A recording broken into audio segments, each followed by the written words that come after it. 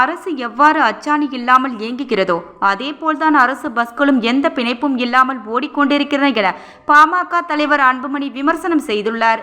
இது தொடர்பாக அவர் வெளியிட்டுள்ள அறிக்கையில், தென்காசி மாவட்டம் கடையநல்லூர் அருகே இடைக்கால் என்ற கிராமத்தில் ஓடிக்கொண்டிருந்த அரசு பஸ்ஸின் பின்புற அச்சு உடைந்து இருப்பின் சக்கரங்கள் தனியாக கழன்று ஓடுகின்றன. இந்த விபத்தில் கல்லூரி மாணவர்கள் உள்ளிட்ட பலரும் காயமடைந்துள்ள நிலையில் டிரைவரின் திறமையால் உயிரிழப்பு ஏற்படாமல் தடுக்கப்பட்டுள்ளது. அரசு பஸ்களிலிருந்து சக்கரங்கள் கழன்று ஓடுவதும் இருக்கைகள் உடைந்து வெளியில் தெரிப்பதும் அன்றாட நிகழ்வுகளாகிவிட்டன. அரசு எவ்வாறு அச்சாணி இல்லாமல் இயங்குகிறதோ அதே போலத்தான் அரசு பஸ்களும் எந்த பிணைப்பும் இல்லாமல் ஓடிக்கொண்டிருக்கிறது. ஒவ்வொரு பஸ் விபத்து நடக்கும் போதும் ஒரு டிரைவரோ கண்டக்டரோ தொழில்நுட்ப பணியாளரையோ பணியிடை நீக்கம் செய்துவிட்டு கடமையை முடித்துக் கொள்கிறது திராவிட மாடல் அரசு.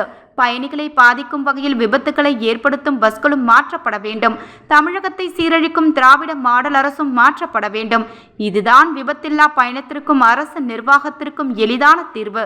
இவ்வாறு அன்புமணி கூறியுள்ளார்.